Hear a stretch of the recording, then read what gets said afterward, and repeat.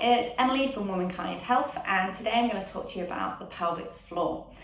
Now, you probably have done some reading yourself or have heard of the pelvic floor before, but today I want to help you really get an appreciation for how the pelvic floor works and why it's so important to your day-to-day life, and just dispel some of the education that sometimes we've received around our pelvic floor.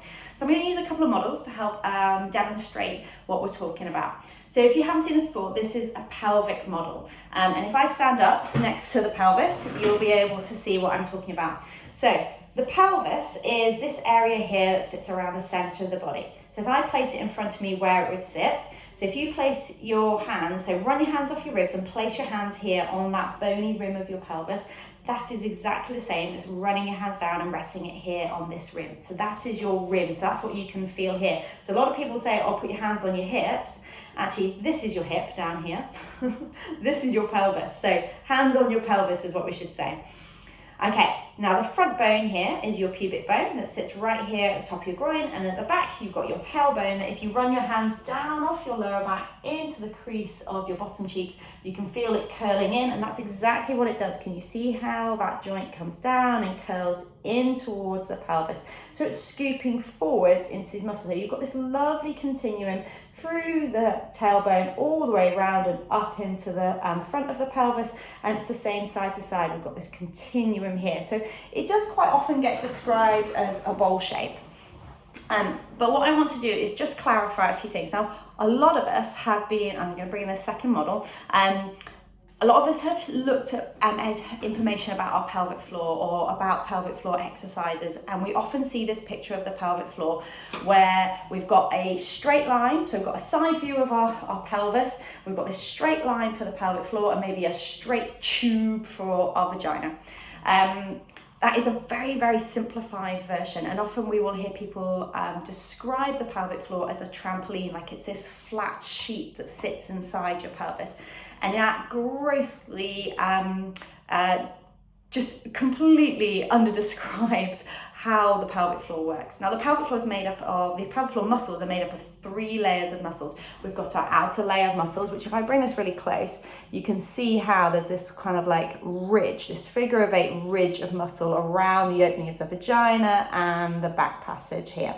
And that's your most superficial layer, generally has a predominant function in sensation and sexual function. We then have this sort of kind of strut of muscle going across, almost like a triangle, and you can see some of the connective tissue that highlights that area here, but you can see if I go closer how it's there. So if I peeled that figure of 8 away, you would see almost like a triangular shape is the best way to describe it. Then if we flip the other way and I bring this model in, this is what we see in the deepest layer here. So I'm gonna layer that on top. So there it is upside down. So this is their spine, their hip bones and their pubic bones. So they're laid on their back, tummy laid up. If I bring this in here, this is the deepest layer of the pelvic floor. So lots and lots of muscles that make up a group, which is the case in most of the areas of your body. When we talk about groups of muscles like glute muscles or quads muscles or abdominal muscles, it's not one singular muscle, it's a collection of muscles that are working together as a team. So I'm going to switch to this model now. So as you can see through this model, the pelvic floor doesn't just sit in one big flat sheet. It's not just one kind of like trampoline style sort of muscle. It's a whole group of muscles. I'm going to turn her the other way now. So tailbone would be coming down here. So if she was stood up, this would be the front and this would be the back. So front and back. Tailbone coming down here. So this is the opening for your back passage, and this is the opening for your front passage and or vagina, depending who we're talking to today. This bit here in the middle is your perineum, and that's the bit of the skin that sits between the very front of the pelvic floor and the back of the pelvic floor. And particularly for women, if you've had a vaginal delivery, especially if you've had any cuts or tears, this area can have some scar tissue in it, which obviously can change the tension. Now, for a long time when we talked about the pelvic floor, we've talked mainly about muscles, and quite rightly, because we need those muscles to work.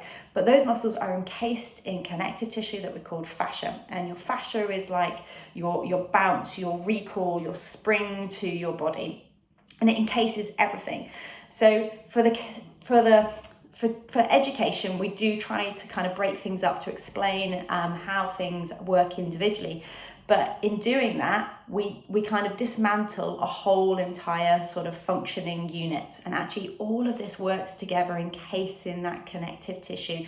So they all work as a unit, but here you can see how different parts have slightly different roles or bias within what they're doing. So if I move it a little bit closer, so if we think tailbone here, pubic bone here, hips are out here, and these muscles here coming and wrapping round are actually your bottom, your hip muscle. So this one is piriformis. Some of you might have heard that and had like a bit of pain in your bottom and your hip. That's coming and wrapping through. And you can see how it comes and sits right next to your tailbone, which is going to be part of a continuum of connection through your pelvic floor. And that's why your hips are so important to your pelvic floor health as well. So we've got this horseshoe shape, and you can see how it sort of fans out to each side.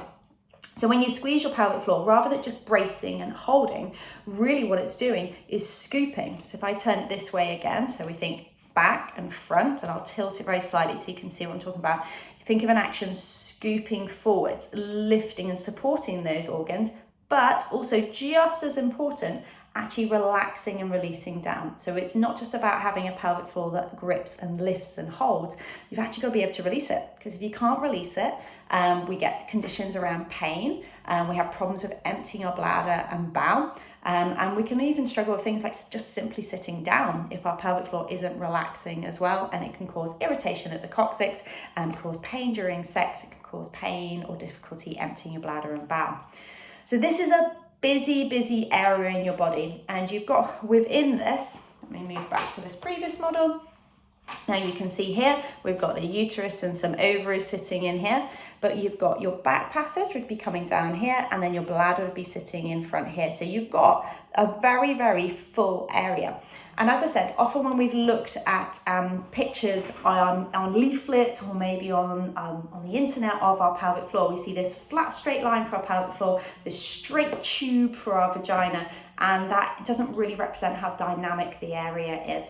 So as your bladder starts to fill up or your bowel starts to fill up, that's going to move the tensions and pressures around in your pelvic floor. And your pelvic floor and your pelvis need to adapt to that. So your pelvic floor needs to be able to lift and hold and control against things like coughing and sneezing and lifting. But it also needs to relax and release. One, to get back to an appropriate level of activity to what you're doing. So whilst I'm sat here, my pelvic floor doesn't need to be gripping really hard. Also, I need it to be switched on enough to help support those organs. But also I need to be able to relax my pelvic floor, to have intercourse, to have a bowel movement, to empty my bladder. And of course, we also need our pelvic floor to open during childbirth as well. So I hope that's clarified for you a little bit more about your pelvis and your pelvic floor, and how important it is that that area is not only strong, but really able to adapt and move along with all of those pelvic functions.